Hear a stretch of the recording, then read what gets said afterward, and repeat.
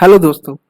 आज हम लोग प्राइवेट ट्रस्ट के बारे में बात करेंगे और साथ में आज हम लोग ये भी बताएंगे कि revocable trust, irrevocable non discretionary trust, irrevocable discretionary trust, ये सब क्या होते हैं।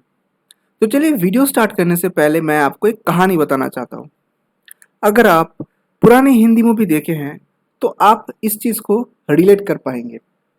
देखिए, अक्सर हम लोग देखे हैं कि मूवी में ऐसा प्लॉट था जहाँ पे कोई अमीर पिताजी हैं, उसको मालूम है कि वो इतना साल से इतना मेहनत करके जितना प्रॉपर्टी बनाए हैं, उनका एब्सेंस में वो सारा प्रॉपर्टी बेच के उसका जो बेटा है वो अय्याशी में सारा चीज को गवा देगा। इसलिए वो एक प्लान करता है और वो सारा प्रॉपर्टी को बेटे के हाथ पे ट्रांसफर नहीं करता है, बल्कि एक ट्रस्ट फॉर्मेशन कर देता है। और वो ट्रस्ट फॉर्मेशन करते हुए ऐसा कुछ कंडीशन लगा देते हैं कि ये जो प्रॉपर्टी है, ये प्रॉपर्टी ट्रस्ट का ही प्रॉपर्टी माना जाएगा। कभी भी ये प्रॉपर्टी उनका बेटे का प्रॉपर्टी हिसाब से नहीं माना जाएगा। तो ऑब्वियस चीज है कि उसका बेटा कभी उस चीज को बेच भी नहीं सकता, पर उस प्रॉपर्टी से जो रेवेन्यू इनकम होंगे वो उनका बेटा या जो बेनिफिशियरी है वो एंजॉय कर सकते हैं। तो एक साथ दोनों काम करने के लिए ये प्राइवेट ट्रस्ट बहुत ही यूजफुल है। अभी आप मुझसे पूछ सकते हैं कि क्या ये प्राइवेट ट्रस्ट और विल सेम है। मैं आपको यहाँ पे बताऊंगा कि अगर मैं टेक्निकली बात करूँ तो रिवोकेबल ट्रस्ट और विल एक दूसरे का ऑल्टरनेटिव है, पर नॉर्मली विल से ट्रस्ट हम लोग ज्यादा प्रेफर करते हैं, खास करके प्राइवेट ट्रस्ट ज्यादा प्रेफर करते हैं। अब हम लोग बात करेंगे विल और ट्रस्ट में क्या डिफरेंसेस हैं। देखिए, जो विल होते हैं, जो वसीयत होते हैं, वो तब इफेक्ट में आते हैं जब विल बनाने वाले का देहांत हो जाता है। पर प्राइवेट ट्रस्ट के लिए ऐसा कुछ नहीं है।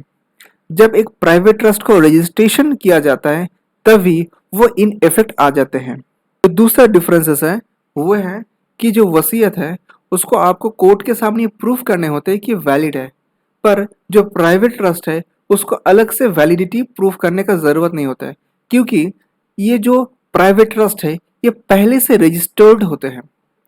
तो आई होप विल और प्राइवेट ट्रस्ट में क्या डिफरेंसेस है वो आप समझ गए।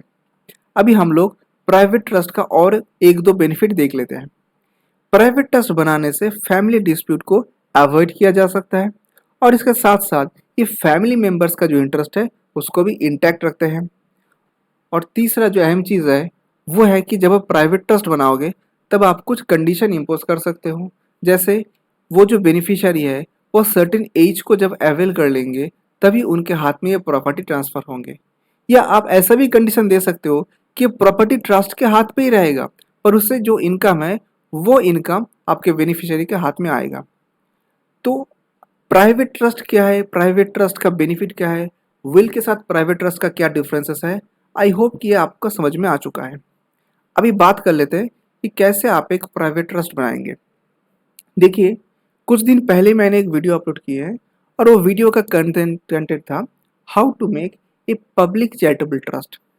देखिए, पब्लिक चैरिटेबल ट्रस्ट बनाने का जो प्रिस्क्राइब्ड रूल्स एंड प्रोसीड्योर है, प्राइवेट ट्रस्ट बनाने के लिए आपको सेम फिनोमेनन फॉलो करने होंगे, पर दोनों में कुछ अंतर है। जैसे नंबर ऑफ मेंबर्स को लेकर अंतर है और भी कुछ डिफरेंसेस हैं, पर मोटा तौर पे बात किया जाए तो आप वहाँ पे जो प्रोसेस देखेंगे यहाँ पे भी सेम प्रोसेस आपको फॉलो करने होंगे। अगर आपने वो वीडियो अब तक नहीं देखे हैं तो आप इस वीडियो का डिस्क्रिप्शन बॉक्स एक बार चेक कर लीजिए, क्योंकि यहाँ पे उस वीडियो का लिंक आपको मिल जाएगा। चलिए, अब हम लोग बात कर लेते हैं कि प्राइवेट ट्रस्ट कितने टाइप के होते हैं। देखिए, मैं वीडियो के शुरू में ही कुछ वर्ड आपको प्रोवाइड किया था, जैसे रिवोकेबल, डिस्क्रिशनरी, इररिवोकेबल। तो पहले ये सारा वर्ड का मतलब समझ लेते हैं, फिर हम लोग जानेंगे कि कितने किस्म का प्राइवेट ट्रस्ट होते हैं। एक है रिवोकेबल ट्रस्ट। पहले हम जानते हैं कि रिवोकेबल इस वर्ड का मीनिंग क्या है।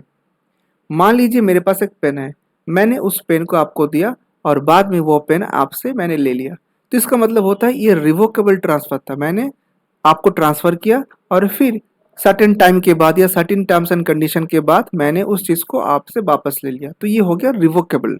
तो हम लोग इसको कहते हैं रिवोकेबल ट्रांसफर। अब दूसरा जो वर्ड है उसको हम लोग डिस्कशन करते हैं, वो है डिस्क्रिशनरी। डिस्क्रिशन का मतलब होता है इच्छा अनुसार। जैसे कोर्ट बहुत से टाइम अगर वो चाहे तो एडिशनल एविडेंस मांग सकते हैं, और अगर नहीं चाहे तो एडिशनल एविडेंस मांग नहीं भी सकते हैं। ऐसे कोर्ट के पास बहुत से टाइम है जहां पे वो अपना डिसीजन ले सकते हैं कि वो फर्दर कुछ हियरिंग करेंगे या बिना हियरिंग के जितना हियरिंग होए उतना सही वो अपना डिसीजन ले लेंगे। यानी जब भी किसी पर्सन के पास ये ऑथोरिटी होते हैं कि वो फर्दर चाहे तो इस चीज को प्रोसेस करे या ना करे, तो उसको कहा जाता है डिस्क्रिशनरी। तो नॉन डिस्क्रिशनरी ट्रस्ट जो है उसका मतलब यहाँ पे आपका कुछ डिस्क्रिशन नहीं है, और खास करके ये नॉन डिस्क्रिशनरी ट्रस्ट अगर इररिवोकेबल हो जाता है तो इसका मतलब होता है कि जो एसेट आपने ट्रांसफर किए वो कभी भी आप उसको रिवोक नहीं कर सकते। ये इररिवोकेबल नॉन डिस्क्रिशनरी ट्रस्ट उस टाइम बनाया जाता है जब बेनिफिशियरी का कोई फिजिकल या साइकोलॉजिकल कुछ प्रॉब्लम है। जैसे आज हम लोग जानते हैं कि एक बहुत आम बीमारी आजकल बच्चों की तरफ देखा जा रहा है, वो है कि ऑटिसिज्म, और दूसरा है कि हैंडीकैप्ड। तो अगर कोई बच्चा ऑटिस्टिक है या हैंडीकैप्ड है तो आप अगर उनके हाथ पे प्रॉपर्टी दे देंगे तो आपके एब्सेंस में वो उस प्रॉपर्टी से कोई भी इनकम जनरेट नहीं कर पाएंगे, क्योंकि वो फिजिकली मेंटली इनकेपेबल है। तो उससे बेहतर है कि जो प्रॉपर्टी है वो किसी के हाथ में, किसी ट्रस्टी के हाथ में ट्रांसफर कर देना, ताकि जब जो ओरिजिनल फादर है, अगर फादर या मदर जो भी है वो अगर नहीं रहे, तो वो ट्रस्ट से उस बेटा या बेटी का जो रेगुलर खर्चा है वो खर्चा वहां से आ जाए। तो उस हिसाब से भी आप एक इररिवोकेबल नॉन डिस्क्रिशनरी ट्रस्ट बना सकते हैं।